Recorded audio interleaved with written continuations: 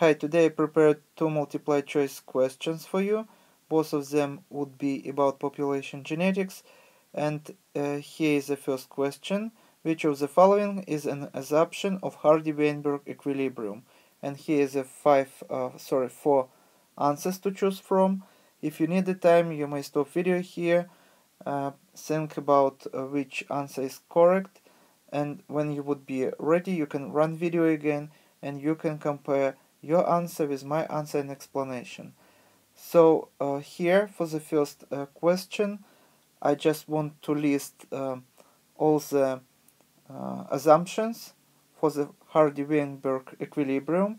So first would be no mate choice, so no mate choice. So we understand that as choice of the mate should be random. So there shouldn't be any assortative matings. And second assumption, that there shouldn't be any selection. So no selection. Meaning that when we have, for example, three different genotypes, for example, homozygous dominant, heterozygous, and homozygous recessive, there shouldn't be any specific selection of any of these genotypes with any preferences to any other genotypes. For example, consider blood group system, where we cannot select our partner depending on to which blood group they belong to. So there shouldn't be selection. So blood system is only one example, but consider that all the genotypes should have the same selection coefficient, so none of them should have more survival rate, for example, until all these genotypes or different individuals reach reproductive age. So next assumption would be genetic drift. So there shouldn't be any genetic drift, and also there shouldn't be any gene flow. So no gene flow. And both of these results can be results of the migration. So there shouldn't be any migration in such idealized population, and there shouldn't be also any meiotic drive. So no meiotic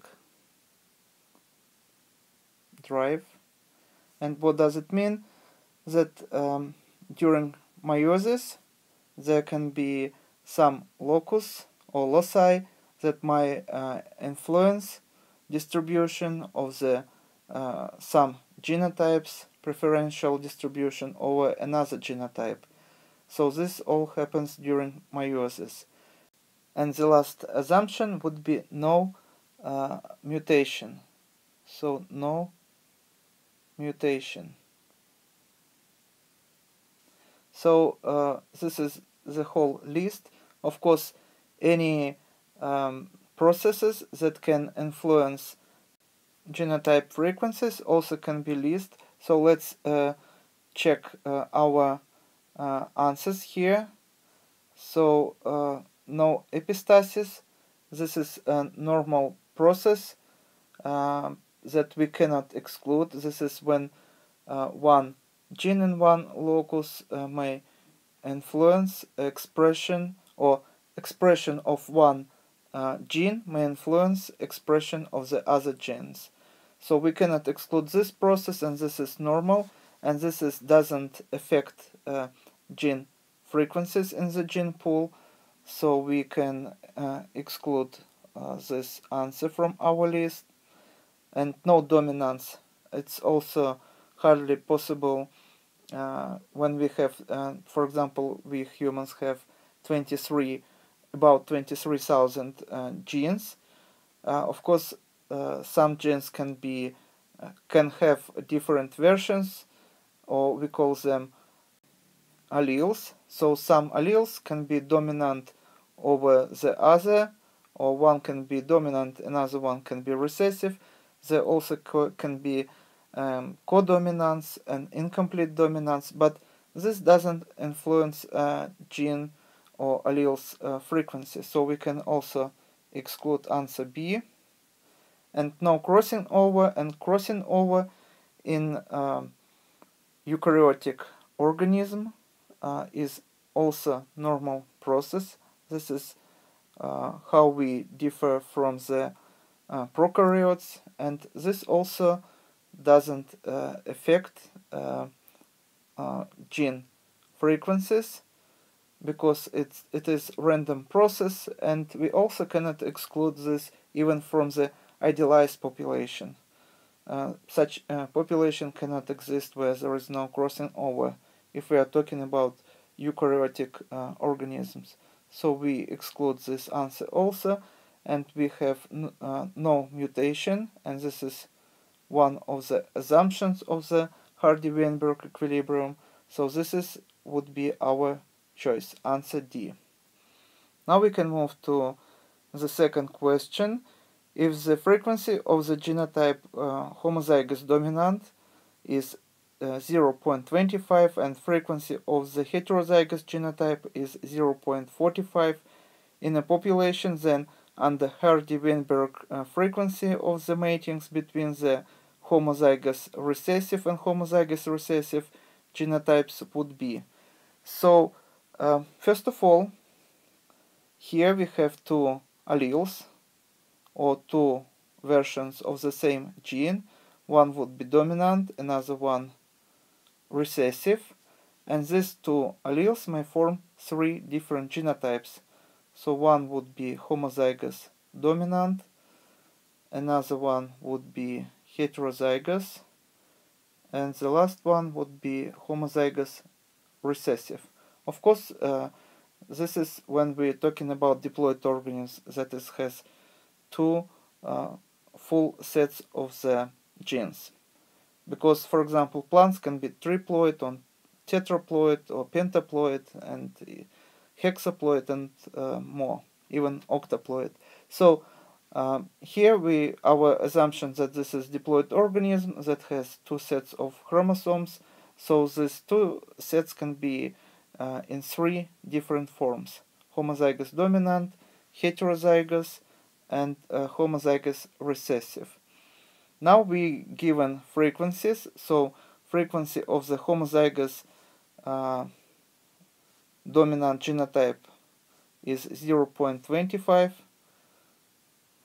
and frequency of the heterozygous genotype is 0.45. And now we have to find the frequency of this genotype homozygous recessive. And this is very easy. If we add all these frequencies, we should get 1. And this is according to the Hardy-Weinberg formula. Here is the formula itself.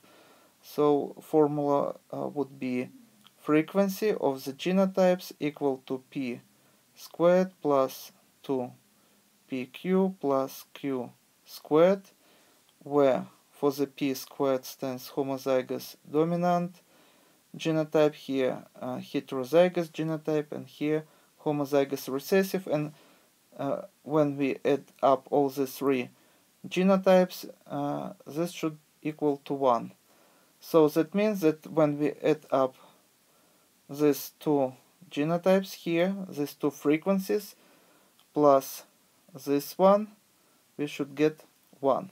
So it's very easy. We just have to add these two numbers, and from 1 we have to deduct this number. This is how we can get the frequency of the homozygous recessive genotype, and this is going to be 0.3.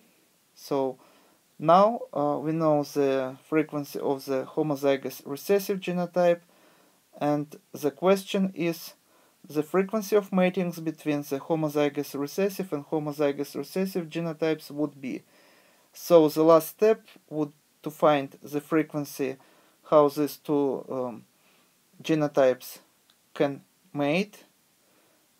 So this is very easy if we know the frequency of this genotype, that is 0.3, or this is 30%.